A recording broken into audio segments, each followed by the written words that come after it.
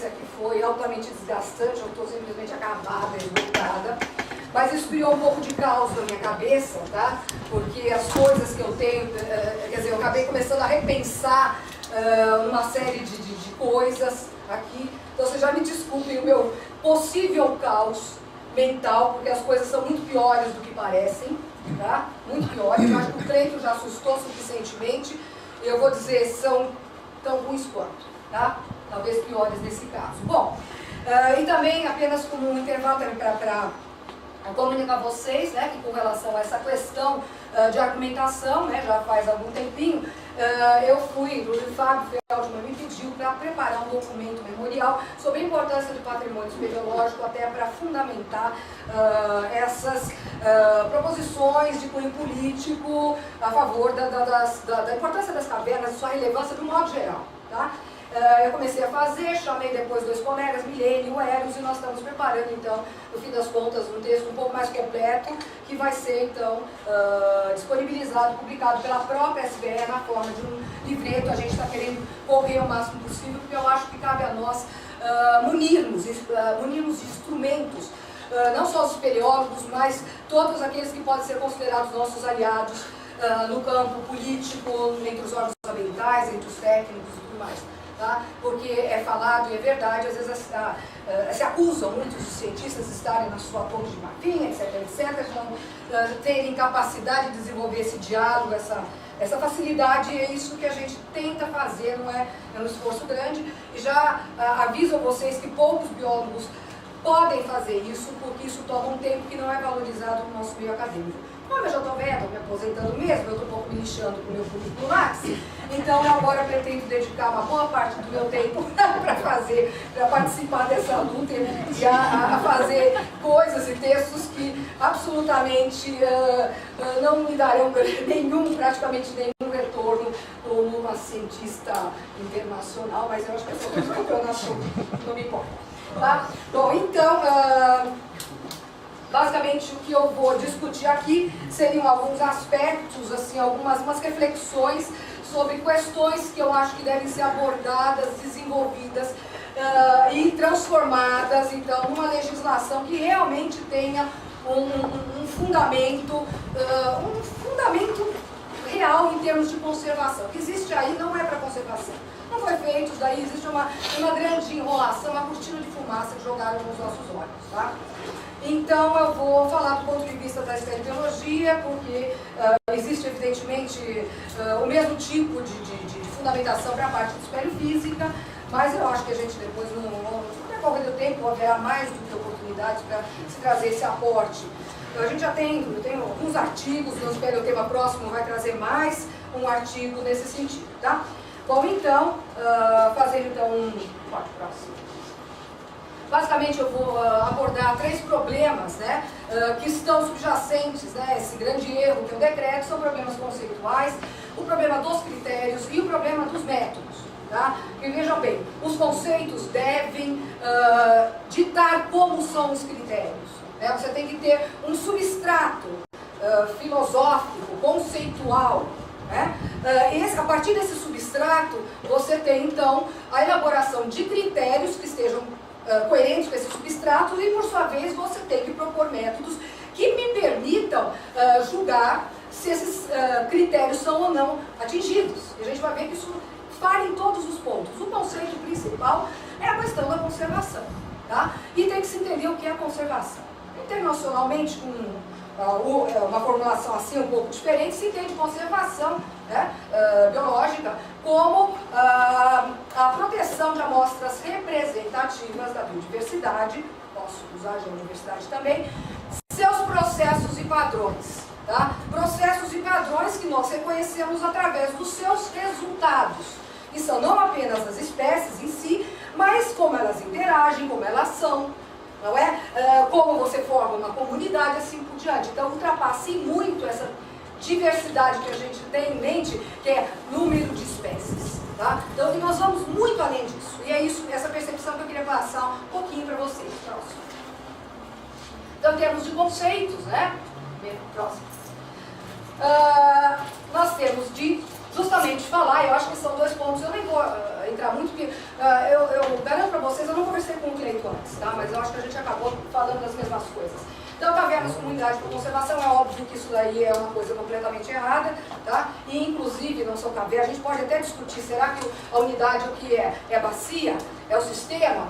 Isso não se aplica, por exemplo, às ferruginosas, mas a gente vai ter que discutir.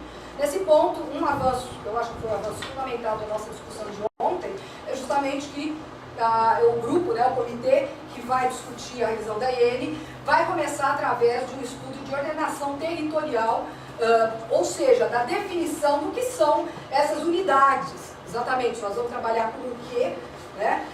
Isso, obviamente, vai ter que levar em consideração não apenas o sistema em si, mas tudo aquilo, a área que influencia o sistema, certo? Porque nós temos em toda a legislação, ela é ruim, ela determina áreas fixas de entornos, de influência, a gente sabe que isso não funciona, muito menos para ecossistemas subterrâneos, certo? Então, obviamente, isso é um conceito que tem que ser destruído. Caverna não existe, tá? Caverna é só um conceito antropológico, totalmente antropocêntrico.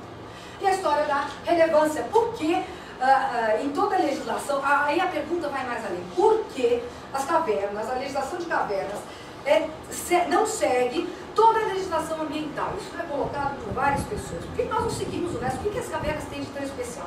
Elas são resultado dos mesmos processos e padrões geológicos, biológicos, assim por diante. Elas respondem da mesma maneira, talvez de uma forma quantitativamente diferente, certo? Mas elas respondem. Por que cargas d'água? Vocês já ouviram falar em relevância de ilhas? Não. Eu acho que isso, o Cleiton já colocou muito bem.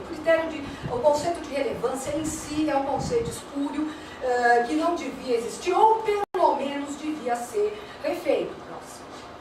Tá? Então, na verdade, é essa questão. A gente tem que pegar e colocar o seguinte sentido. Nós temos que tratar cavernas como nós tratamos, no mínimo como nós tratamos os outros, ou seja, a conservação dos ecossistemas de modo geral. E, ou seja, uma das opções é justamente falar em áreas prioritárias, como a gente trabalha com áreas prioritárias. Nós temos mapas, nós já temos quantos workshops para meio epígeo, onde se estabelecem áreas prioritárias para a conservação.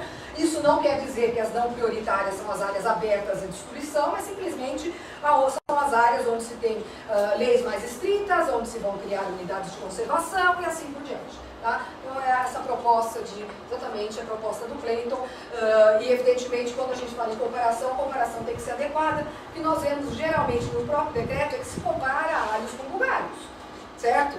E a primeira coisa é a seguinte, eu não posso comparar, dada a questão da singularidade, não existe, assim como não existem duas pessoas iguais, não existem sistemas iguais, então não é possível substituir uma caverna pela outra, não existe, tá? Então isso é... Bom, obviamente, cavernas, nós sabemos o próximo, que não são unidades de habitat, no entanto, elas são o que a gente chama de janelas para o meio subterrâneo, tá? Elas são janelas, ou seja, metodologicamente, através das cavernas, que eu tenho acesso aos ecossistemas subterrâneos. O grande problema é que elas são janelas muito imperfeitas, tá? Elas são, talvez, não janelas, mas olho mágico. O olho mágico que me deixa ver um pedaço e de forma absolutamente distorcida, tá? E que me dá apenas uma parte do que acontece. Eu vou até desenvolver uma analogia, que eu acho que eu vou mandar para a SBE, sobre como é possível você estabelecer, estudar dinâmica dentro de uma casa com uma família bem numerosa, olhando de vez em quando através do olho mágico na sala. Tá? Então, mais ou menos é isso. Como é possível, né, eu saber o que se passa, quem é o pai, quem é a mãe, quem sai, quem não sai, quem fica e tal, se eu pegar e de vez em quando eu pego uma olhadinha lá, né, através do olho mágico, de uma ou duas, uma sala, uma janela no quarto, uma janela na sala, e eu quero saber como é que é essa escola. Tá? Então, exatamente o mesmo princípio. Tá?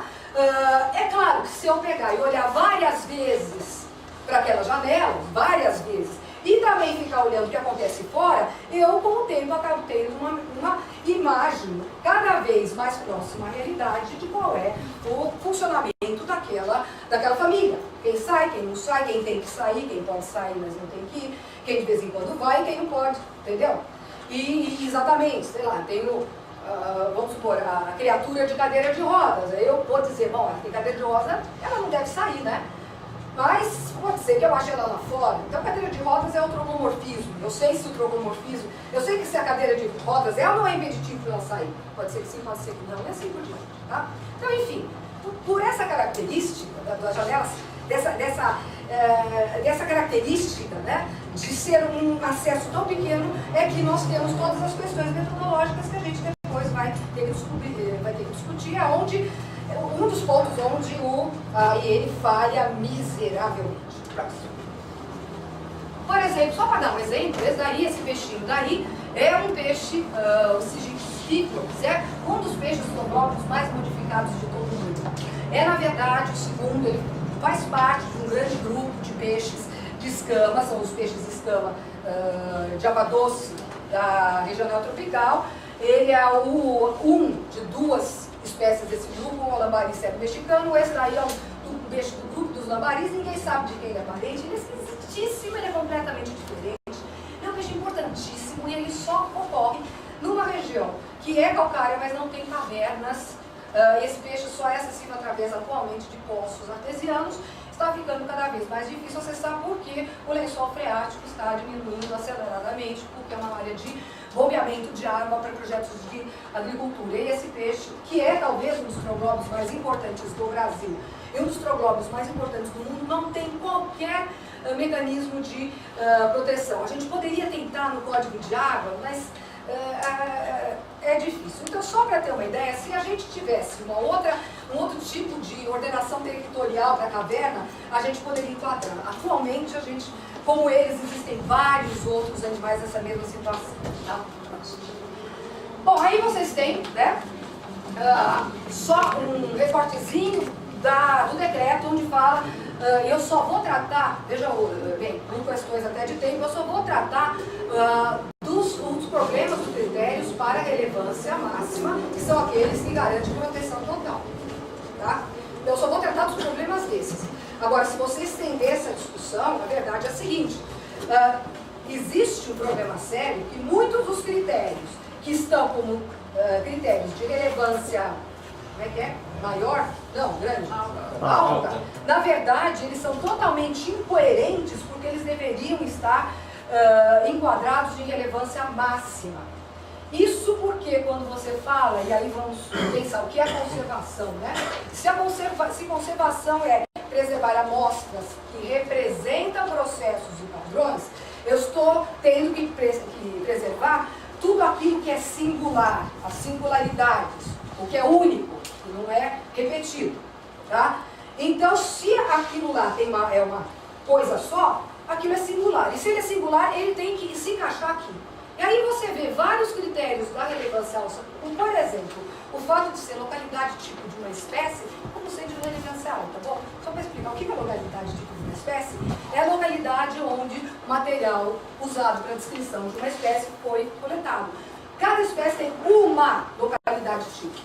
Eu vou destruir a localidade tipo, quer dizer, é completamente sem nexo, tá? Então, evidentemente, são aspectos, e lá mesmo tem vários aspectos que são sim de singularidade e que tem que estar aqui. Isso é um outro aspecto que depois a gente teria, inclusive, que propor, mantendo-se essa estrutura, justamente a flexibilização de critérios, tá? O que vai sair daqui, isso num quadro em que a gente não consiga mudar essa racional de relevância alta, média e baixa. Tá? Isso já, neste quadro que já é ruim, pelo menos isso. Bom, mas só pensando nisso e só pensando na biologia, nós temos esses poucos critérios. Tá? Extremamente simplista, de modo algum isso daí cobre as singularidades possíveis e imagináveis. Para vocês terem uma ideia de como isso daí é simplista, próximo. Isso daí é uma proposta que eu fiz de critérios, tá? Não vou entrar em muitos detalhes, até porque essa proposta está colocada e explicada no artigo meu de conexão. Para vocês, tem muito mais itens de singularidade, e eu digo para vocês que agora eu acho que ainda isso é pouco, tá? Itens de singularidade que seriam caracterizam uma importância suficiente para que ela não possa ser excluída, certo? Interessante, isso foi apresentado por mim, por o SECAV, em reuniões anteriores à própria instrução normativa e ao próprio decreto. Ao mesmo tempo em que foram apresentadas critérios para a parte de espeleologia física por colegas nossos da espeleologia física. Nada disso foi considerado, ou praticamente nada disso foi considerado, porém, os critérios dos nossos colegas da espeleologia física, eles são aqueles que têm sido aceitos pelo SECAV. Tá? Então, resta a pergunta, por que o SECAV e o IBAMA aceitam alguns critérios e outros não? Tá? Inclusive, se vocês olharem, tem muito mais critérios de relevância da parte física do que da biológica. Okay? Então já temos aí uma distorção, quando na verdade a espeleologia ela é muito mais limitante, porque as fragilidades são maiores, porque as singularidades elas tendem a ser mais concentradas espacialmente. Tá? Então tá, bom, próximo. Lembrando aí o que é cada um, na verdade também são algumas coisas que a gente vai com o tempo evoluindo, então essa é a proposta da gente atual, tá? De definição. E aí eu tenho que falar por quê, onde que a gente evoluiu? Foi no seguinte, existe, se reconheceu, na verdade isso é resultado de estudos populacionais no meio do epígio, que você tem aquilo que a gente chama de população fonte. O que é uma população fonte? São populações, tá? Que se você cortar a migração, elas conseguem se manter, ou seja, são populações autossuficientes, cujas taxas de reprodução são suficientes para mantê-las ao longo do tempo. Tá? Elas não dependem de migração, elas não dependem de que venham mais bichos. Né? Normalmente elas são, inclusive, elas podem ser fontes de saída. Mas tudo bem, se você isolar uma população fonte, ela vai permanecer. Tá? Existem o que a gente chama de populações, isso em inglês é source population, existe o que se chama de populações, que eu traduzi secundárias, é sink population. Tá? Que é uma população sem ponto, uma população, ela está lá vivendo um certo tempo, mas se eu cortar a sua fonte de migrantes, com o tempo ela se extingue. Tá? Ela não tem sozinha autossuficiência. Tá? Esse foi um conceito que eu achei importante, não só para deixar claro exatamente essas diferenças, mas inclusive para resolver um problema que às vezes as pessoas falam, tem certos troglóbios que eu acho fora. No caso do tal do Patricélio, que de vez em quando dá aí um passeiozinho lá para fora e volta. Tá? Então o que acontece? Quem são os troglófilos? Os troglófilos, na verdade, são populações, você tem espécies que têm populações fonte tanto fora quanto dentro. Se eu isolar a população no meio subterrâneo, ela se mantém, porque ela é fonte. Se eu acabar com a caverna, ela se mantém fora. Tá? Trogloxenos, na verdade, a população fonte está fora. Mas eles podem entrar e entram regularmente, porque isso aumenta a sua taxa de reprodução. Ou sua taxa de reprodução traz vantagens. Ou talvez não, eles entram porque entram. Mas gostam e estão lá regularmente. No entanto, existem certos tipos de trogloxenos, cuja população fonte, a sua área abrange não só o meio bicho, mas também o meio subterrâneo. Eles dependem dos dois, correto? É o caso de alguns opiniões do Olossoma, né? Aqueles que todo mundo que foi lá no Petar, as das aranhunas. Esses bichos, aparentemente, eles têm que se reproduzir na caverna. Tá? Então, se você destruir a caverna, existe uma grande chance de ele se extinguir. Tá? Inclusive, ele pode ser do meio bicho, mas ele pode se extinguir, porque ele é um trogloxeno obrigatório. Um outro exemplo disso são aqueles morcegos que só hibernam em cavernas, tá? Que estão em perigo de extinção nos Estados Unidos pela destruição de cavernas. E, finalmente, os troglóbios são animais com populações restritas ao meio subterrâneo, mas você pode até encontrar populações secundárias fora. Tá? Agora, se você acabar com a população secundária, não tem problema nenhum. Né? Não tem problema nenhum. Vejam bem, tanto os troglóbios quanto os trogloxenos obrigatórios, eles são igualmente dependentes da integridade de hábitats subterrâneos. Tá? Então já o primeiro problema é esse, porque os obrigatórios acabaram caindo com um critério para relevância grande aí, maior, alta, e não como relevância máxima. Então só para dar um exemplo. Tá? E também para ver a complexidade da questão. Certo? Complexidade da questão, como é que eu vou distinguir. Então, vejam bem, o meu olho mágico, além de tudo, é mais difícil ainda eu olhar e saber quem é quem.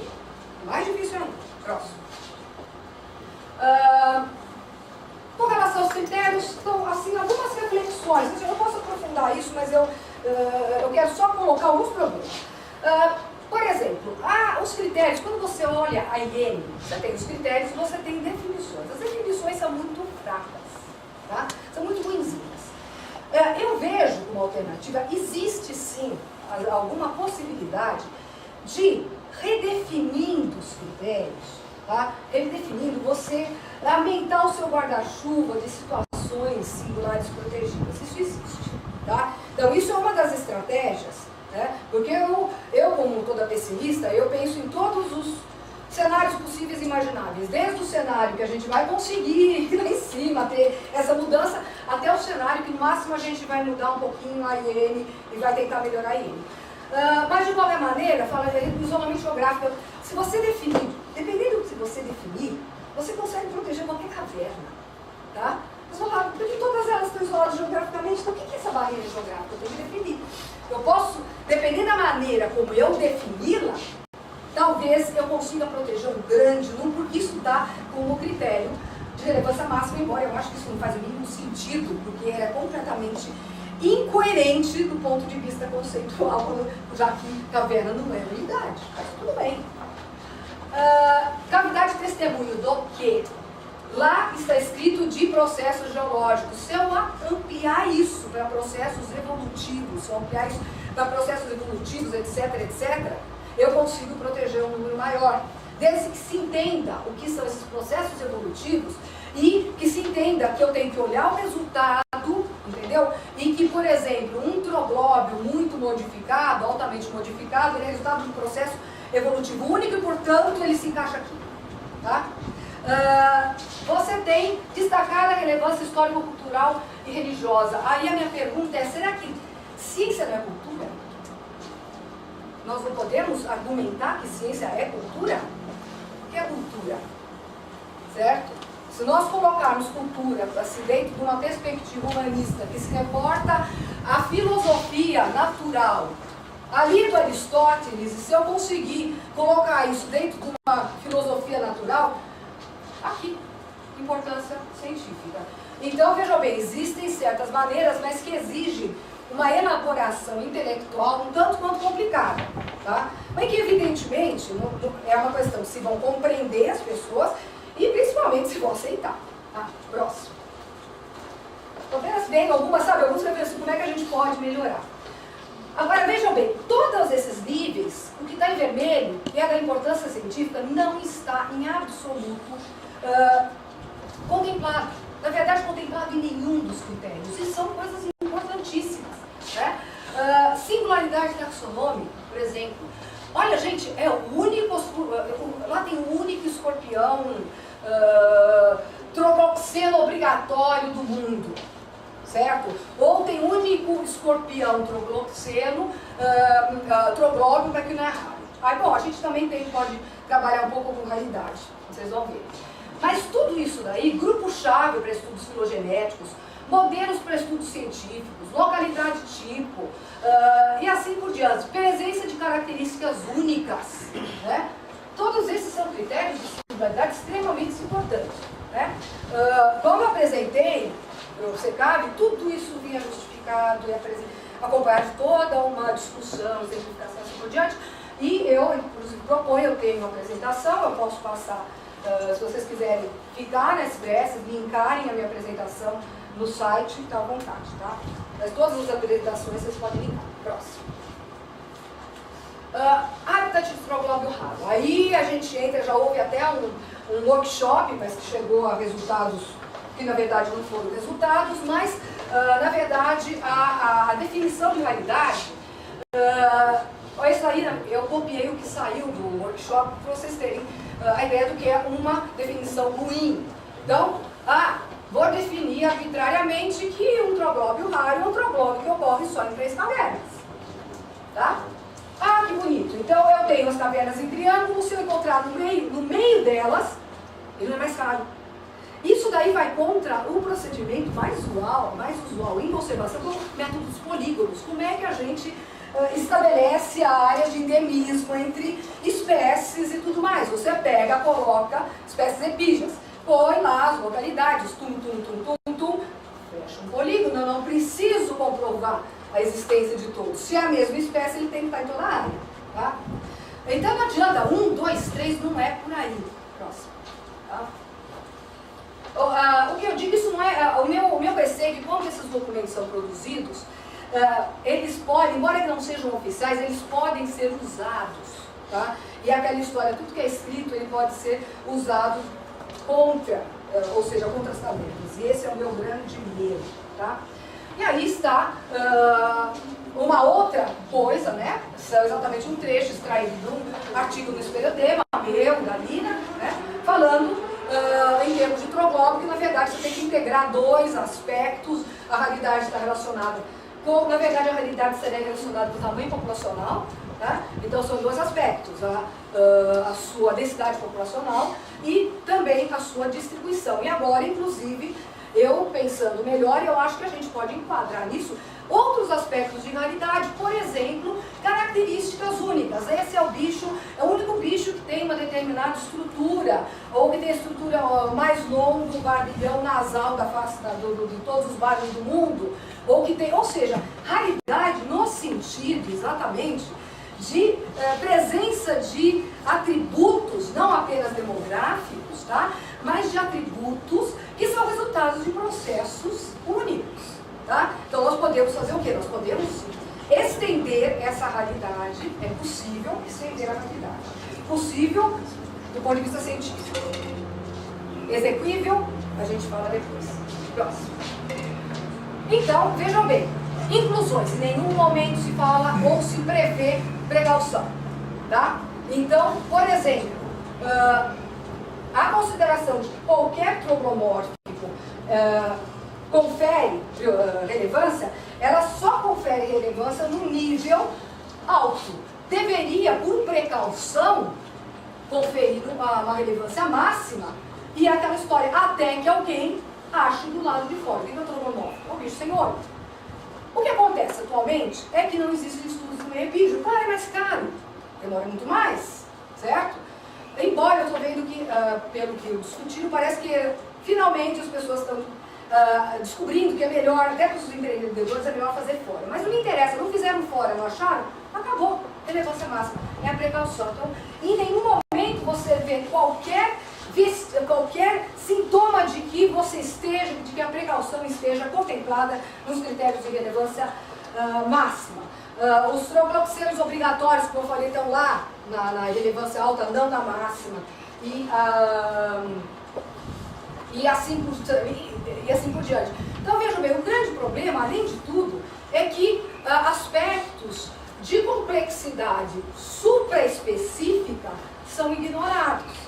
A complexidade no nível do ecossistema e da comunidade são sumariamente ignorados. Eles só focam para algumas espécies, o que obviamente é uma simplificação. Biologia não é isso, né? Biologia não é isso, ambiente não é isso. Próximo.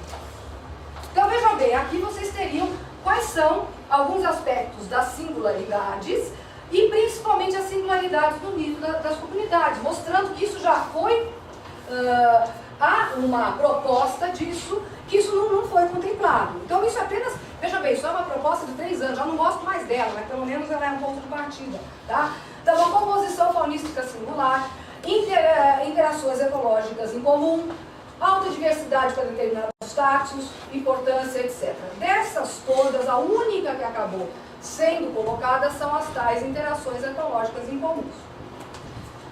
Que ninguém sabe o que é, não se definiu.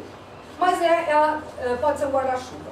Tá? Então, dentro da minha perspectiva da gente conseguir, certo? Num cenário que não é o pior, mas é o imediatamente superior ao pior, a gente pode abrir guarda-chuvas aí. Porque isso é uma coisa tão ampla e tão... né? Isso aí abre chance para algumas coisas. Isso tudo eu estou falando para relevância máxima. Próximo. Diversidade. Então, justamente esse guarda-chuva das relações comuns talvez encaixe a questão da diversidade. Até porque a questão de diversidade, ela só é abordada entre os critérios de relevância alta, quando deveria entrar na relevância máxima, tá? A relevância máxima é de uma pobreza, quer dizer, é para realmente limitar muito, né, o enquadramento, é para flexibilizar muito, tá? Existe, na verdade, várias maneiras de medir diversidade, vários enfoques. O enfoque que eu acho que todo mundo está acostumado é o que a gente chama de diversidade alfa. É a chamada diversidade local, tá? Diversidade local. E ela é medida, por exemplo, pelo número de espécies. O que é isso? Tem uma lista desse tamanho e uma lista desse tamanho, tá? A abundância relativa das espécies. Se tem espécies dominantes, etc, etc. E qual é a dominância, né? Só que isso já está bem determinado, tá? Existem livros, artigos, falando que diversidade alfa não é suficiente para caracterizar uma comunidade, para caracterizar a diversidade e a sua complexidade, o seu funcionamento, tá? E eu estou dizendo não só prazo, integrante, geral. Além, ela é uma base de partida. Além disso, você tem que caracterizar vários outros tipos de diversidade, né? Vou explicar meio rapidamente. Existe o que a gente chama de diversidade gama, que é a diversidade geral. A diversidade beta, tá, é aquilo que está fora e que naquele momento eu não acho na caverna, tá? Essa é a beta. Obviamente eu preciso da gama, ou seja, isso tudo é epígeo, tá? Então, na verdade, o que eu tenho que saber, mais importante do que eu saber a diversidade alfa, porque os índices de diversidade eles sempre vão cair entre os índices dos hábitats epígeo, você dá aí, índice 5. Ele vai cair entre um habitat epígeo extremófilo, um deserto super gelado, e uma floresta tropical, caverna do sempre vai cair lá. Esse número não significa nada em termos de relevância. Mas o que significa é a contribuição da diversidade na caverna para a diversidade gama. Quanto mais espécies troglóbias ou espécies relictuais ela tiver, maior a sua contribuição. Não importa qual é o número, a diversidade em si, o número absoluto, mas é a sua contribuição para aquela diversidade. O que ela tem de diferente? Além disso, existe também a diversidade negra. Ou seja, o que é diversidade negra? Não é tudo que não está lá, não é a beta. É, dentro da beta, quais são os bichos que poderiam estar e não estão. Porque aí, por que eles não estão? Então, eu não vou, na negra, eu não coloco, por exemplo, gafanhoto, eu não coloco mamífero, mas eu coloco, por exemplo, todos os grilos. Por que com tanto grilo lá só um entrou? Todos os gafanhotos. Por que tanto gafanhoto só um entrou? Isso tem sido feito para vários ecossistemas, isso é extremamente interessante, porque os valores podem variar entre ecossistemas, e a diversidade negra é outra medida também muito interessante de singularidade. As cavernas têm uma alta diversidade negra, tá? Que é uma medida de singularidade, certo? Porque muitos bichos que poderiam estar lá não estão. Por que eles estão? Certo? Quando eles têm uma biologia, quando eles têm e eles não estão, e não é nem falta de nicho, porque às vezes você tem, por exemplo, várias aranhas errantes, por que só uma está lá quando tem grilo suficiente para mais de uma espécie? Então é uma singularidade negra. Diversidade filogenética, ou seja, eu tenho um monte de espécies, mas é diferente, eu tenho 20 espécies, uma coisa é ser 10 de colêndula e 10 de isópoda, e outra coisa é eu ter 2 de colêndula, 2 de ácaro, 2 de isópode, 2 de... ou seja, 2 de cada grande grupo. A diversidade filogenética é quantos diferentes grupos estão sendo representados lá dentro, tá? Também é uma característica importante de singularidade para você comparar cavernas, tá? Porque às vezes elas podem ter mesmo diversidade alfa, no entanto, uma tem uma diversidade filogenética muito maior. Diversidade funcional, o que é? A diversidade dos nichos, de como é que aquilo funciona. Então, eu vou dar um exemplo do trabalho da Flávia, tá? Então, vamos supor, você tem certas espécies, por exemplo, a Flávia trabalhou com aquela aranha Tênus, né? Que Tênus, você vai para fora, você não há, é uma aranha, Tênus faciato, uma aranha errante, troglófila, tá? Do Vale do Ribeira. E ela fora, ela é pouco comum, ela é raríssima, aliás, quase ninguém acha. E tem um monte de outras aranhas errantes. Então ela é uma espécie que tem um papel ecológico X. Quando ela entra na caverna laje branca, ela é a espécie dominante, ela passa a ser uma espécie chave. Portanto, você tem uma modificação do papel daquela Tênus, uma diversidade funcional alta. Então, quando as espécies lá fora, você tem uma determinada relação funcional e elas mudam, porque as espécies que eram chave passaram a ser mais chaves, você tem uma alta diversidade funcional, então um aumento de diversidade funcional. Todos esses aspectos são aspectos de singularidade, tá? Então, tudo isso são coisas que a gente vai ter que pensar em como contemplar. Se quiser, eu posso forçar e botar nas interações ecológicas únicas. Tá? Enfim, tentar. Próximo. Né? Então, pode ser, mas é óbvio que isso daí vai ser um tanto quanto difícil. O importante seria mudar os critérios. Na verdade, alterar os critérios. Próximo. Não, pode passar. É só para... Métodos, tá? O problema é o seguinte, você tem um critério, você tem que ter um método que permite verificar a existência do critério. E, veja bem, não existe critério previsto, né? Não existe método previsto para verificar se a caverna ou o habitat é hábito essencial para a preservação de populações geneticamente viáveis de espécies endêmicas. Para isso, você precisa de estudos ecológicos genéticos de médio prazo. Não está previsto. Eu quero saber que, por isso que eu falei, essa IN não pode ser aplicada. Porque se você tem algum critério que é impossível de aplicar, você não pode aplicar IN em outro lugar. Então já começa por aí. É um critério que eu não posso aplicar, ou eu ponho um método para isso, estudo genético eu não aplico. Lá em cima, na verdade, além de ter um problema, né, dessas populações geneticamente viáveis, o que é isso, estrutura, além de tudo, tem um problema que foi levantado, constantes e listas oficiais. As listas oficiais, certo, elas são lerdas. A lei prevê que elas sejam revistas a cada 5 anos, a maioria está demorando mais de 10 anos. E é óbvio, certo, que se eu estou numa região nova e a espécie é nova, não vai dar tempo dela para uma lista oficial. Tá? Então já é um absurdo. Embora, assim, outra coisa bacana da reunião de ontem é que o próprio CECAV colocou que isso daí, na verdade, deve ser entendido da seguinte maneira: espécies que atendem os critérios para inclusão. Ou seja, existem critérios, fichas do ICN, se você interpretar dessa maneira, tá bom. E praticamente todas as espécies troglóbias atendem, tá? Então, qualquer troglóbio não precisa ser errado. Próximo. Veja aí, interações ecológicas únicas, estudos bionômicos, bionômica de biologia, biologia, reprodução, alimentação, comunidade, óbvio, gente. Como é que eu posso ter uma interação ecológica se eu não estudei a comunidade, como a comunidade se interage, uma interação alimentar, se eu não trabalhei com alimentação, se eu não trabalhei com dieta, se eu não vi comportamento, etc, etc. Nada disso existe. Próximo. Tá? Tudo que é citado como método mínimo obrigatório, porque a única coisa obrigatória lá é o que está citado, tá? Dia-noite, ou ciclo dormir, vigília sono. Você precisa estatisticamente de pelo menos 3 vezes o período do ciclo, ou seja, tá? Se você quer estudar sazonalidade, eu preciso no mínimo de 3 anos. Isso é até intuitivo, tá? É aquela história, eu estudo 1 ano, o segundo ano é igual, eu não vou saber se os 2 não são exceções, tem que ter um terceiro. Na verdade, eu deveria estar testando isso para frente. Isto nem sequer pega o que a gente está vendo, que nós chamamos de ciclos infraanuais, que são ciclos com período maior de 1 ano, ou seja, os ciclos aninhos. Se eu quiser saber qual a influência desse ciclo aninho sobre as cavernas que eles têm, eu tenho que pegar o tamanho do Olímpio, que é 4 anos. 10 eu teria que estudar 30 anos.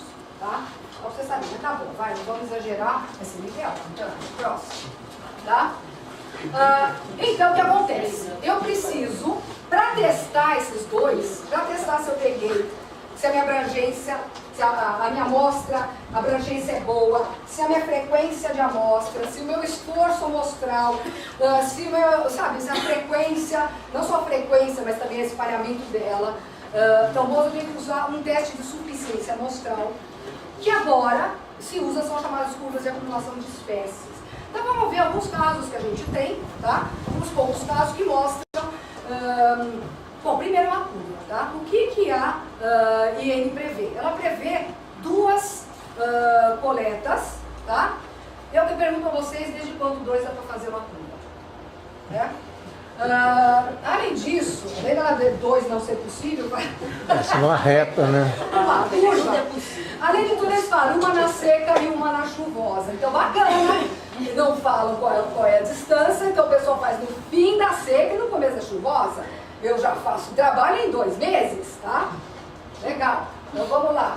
As curvas, isso são algumas das chamadas curvas de acumulação, onde eu ponho o número cumulativo de espécies, isso aqui eu ponho espécie e as ocasiões de coleta. Então, eu coleto e quais são as novas espécies que eu vou acrescentando, tá? Cada um daqui seria uma chamada ocasião de coleta, que no caso aqui é para morcego, só é uma das primeiras. Isso for para morcego, isso daqui seriam meses de coleta, tá? Ali também, e vocês vejam que são as espécies que a curva começou lá em cima e começou a atingir a assíntota, quer dizer, começou a estabilizar, depois de, veja bem, 10 meses, ali foram também 10 meses, 58, quer dizer, eu precisei de 60 ocasiões de coleta, eu precisei 60 ocasiões, quer dizer, 60 cavernas, tá? Idas a cavernas, distribuídas ali em 10, 20, para conseguir começar a estabilizar. E vejam o perigo, olha aqui, depois de 1, 2, 3, 4, 5, na sexta parecia que estabilizou. Aí eu continuei um pouquinho mais, eu vi que não tinha estabilizado. Tá? Porque poderia ser um problema de estação. Para vocês verem como é que, alguns exemplos de curva de acumulação, como é que a coisa funciona. Próximo. Aí isso daí a Lina, né, mandou, trabalho super bacaninha. Essas são as curvas de acumulação também de cavernas lá da região de Datu. O vermelho são as curvas de acumulação, tá? E o azul é um intervalo de confiança, de 95%, até onde a gente pode confiar. Então aqui são 3, 4 e 5 amostras. Veja bem, mas nem sinal de que isso daqui começou a estabilizar. Então já dá para saber que 5, 6, não dá. Isso espalhado, que foi 1 ano? 2 anos e meio. 2 anos e meio, gente. A gente continua com o trabalho. E eles estão continuando, não estabilizou ainda, né? Não, longe, encontramos, estão acrescentando de 10 a 15 espécies a cada ida. Não, é impossível. Então, gente, vejam bem, não é possível, aí entrando naquilo que o Cleito mencionou, do ponto de vista lógico, puramente lógico, ali, Aristóteles, tá? Silogismo, você não pode, certo? Não pode afirmar a ausência. Não pode. Isso é a base da teoria, de toda a teoria científica popperiana. Você nunca comprova uma hipótese, você apenas a refuta. Você nunca vai poder comprovar que a caverna, que o atributo não está lá, você pode dizer que ele está. Então você tem que partir por quê? Para uma abordagem estatística. Isso é estatística ou é matemática? Isso é matemática. Isso é matemática, isso é matemática. Não tem nada de estatística, não tem nenhuma maracutaia para mostrar que os dados estão corroborando algo. Isso é matemática. Tá, então isso daqui é o seguinte, qual é a minha abordagem? Isso seguinte, quando eu chego na assíntota, quando a curva ela começa a ficar paralela, mas ela nunca, nenhuma curva desse tipo, ela nunca vai ficar totalmente paralela, ela vai tender ao infinito. Mas eu vou aceitar, tá? Quando eu chego numa probabilidade de 5 ou de 1% de que eu não acho nada novo. Quando é que é isso? É quando ela começou a ir para a assíntota, tá? Então eu parto de uma coisa lógica, tudo bem, eu parto do raciocínio lógico para o quê? Para o raciocínio probabilístico. E aí eu acho que é aceitável. Só que a questão é, eu tenho que testar. E ele tem que me dar a oportunidade de testar se realmente, estatisticamente, dentro do que eu aceito, os atributos não estão lá mesmo. Do jeito que está, é impossível testar, ela é absolutamente inaplicável. Aí pode passar, vai. Aí só para vocês terem ideia, em 20 anos, a areia de cima, você vai e acha coisa nova, tá? Aí foi a Regina, eu estudei, feito uma maluca, fucei, é a caverna mais visitada, fui lá, a Regina desdenhenta, me acha coisa nova, aí vai o grupo lá, do grupo lá da UFLA, não sei o que, e acha coisa nova. Ou seja, o que é isso? Isso na verdade é um dinamismo da caverna, mas é também o fato da nossa janela ali, a nossa janela imprecisa. Próximo. Tá? Então, critérios mínimos. Mínimo 3 ciclos anuais mostrando diferentes estações. Tá? Veja bem, todos os poucos estudos, todos eles que cobriram mais de um ano, mostram diferenças. Todos, em nenhum caso houve 2 anos onde houve igualdade. Então, 1 ano é ridículo. 2, não dá. 3, eu acho que não dá também. Para mim, particularmente, é mínimo 3 anos, porém, a curva tem que atingir só síntoma. E se isso demorar 10 anos, e demora 10 anos. Para impactos irreversíveis, óbvio. Próximo. Tá? Por causa disso, a caverna é um sistema altamente dinâmico que está submetido a ciclos anuais, infra-anuais e a ciclos também não previsíveis, os chamados eventos estocásticos. Você não prevê, entendeu? Tudo isso é importante para eu poder, eu tenho que levar em consideração para poder saber se tem ou não tem. E vejam bem, exatamente a característica do trocóbio rário é que ele é difícil de encontrar. Simples assim. Se ele é difícil de encontrar, eu tenho que ir várias vezes até ver se ele não está lá mesmo. Próximo. Princípio da prevenção, tá? Exatamente isso que o Cleito falou. Próximo. Acho que acabei de aí. Tá? Então, outra coisa também que eu acho que a gente deve pensar, né, um pouquinho, é o seguinte: eu acho que também deve existir introduzir uma certa flexibilidade em termos de critérios e distinguir o que é irreversível e o que é irreversível. Fala-se muito de monitoramento, e monitoramento é uma das falácias maiores do mundo. O que o pessoal faz? Olha assim, faz o seguinte: você faz um ano, daí a gente instala e vocês monitoram. Não, às vezes a licença de instalação sai junto com o licenciamento, com o monitoramento, né? Quando sai a licença de instalação e começa os tratores lá, você começa a fazer monitoramento. Isso não é monitoramento. Não, isso é ridículo. Não, isso pois é, vejam bem, então uma das coisas que a gente tem que deixar claro é o seguinte: o que é monitoramento? O princípio do monitoramento é o seguinte: eu quero saber se depois que houve impacto, esse impacto provocou alguma alteração. Para eu saber se houve impacto, eu tenho que ter o chamado controle, isso é ciência. Para eu saber o que é controle, eu tenho que ter uns 3 anos antes. Como eu vou saber? Certo? Mesmo dizendo que esse caso aí que você está falando é assim, a barbaridade máxima. Mas vamos supor que você tem um ano. Vou fazer um ano, depois eu vou monitorar. Não! Porque você nunca vai saber se o que você achou no monitoramento era simplesmente uma situação normal ou uma consequência, era uma consequência do ciclo normal ou era uma consequência do monitoramento. Então eu acho que uma das coisas que a gente tem que falar é o seguinte: vamos explicar o que é monitoramento. Em primeiro lugar, impacto irreversível não tem monitoramento, não existe, por definição, monitoramento. O impacto reversível, a possibilidade de monitoramento depende da amplitude do impacto. E primeiro, você tem que ter o estudo, a situação zero, tá? Você tem que ter o seu controle. E o controle tem que seguir todas essas regras daqui. Depois tem monitoramento. Depois, tá? Porque a gente está tendo essa falácia toda e todo mundo fica feliz porque fala: mas nós estamos fazendo um monitoramento. Isso é uma das coisas que a gente também tem que combater. Ok?